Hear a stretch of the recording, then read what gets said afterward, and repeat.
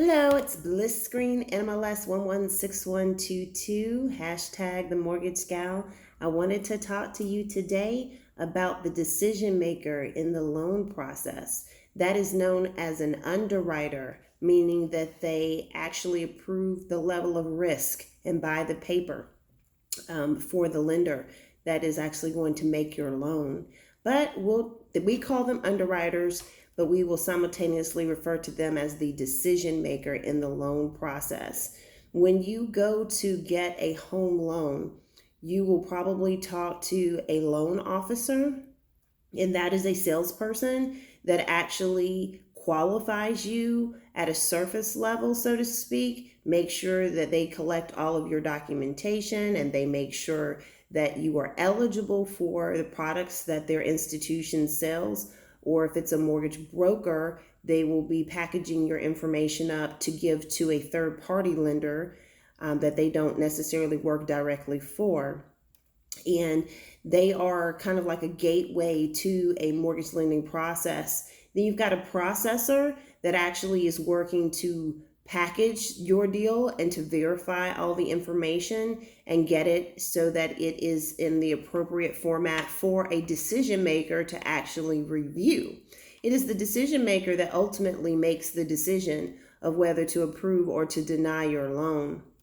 And this process does take time, and this is why it's so important to plan ahead in a mortgage purchase and inquire, ask your questions up front, have your paperwork together, know what's required of you, instead of trying to embark on a transaction and then trying to qualify for a home loan.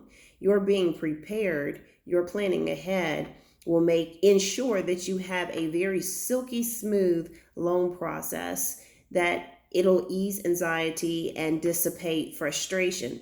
And I would encourage you to ask as many questions as possible ahead of time. A great loan officer is going to entertain your questions and will respect the fact that you want the answers first and that you want to be prepared before you actually do embark.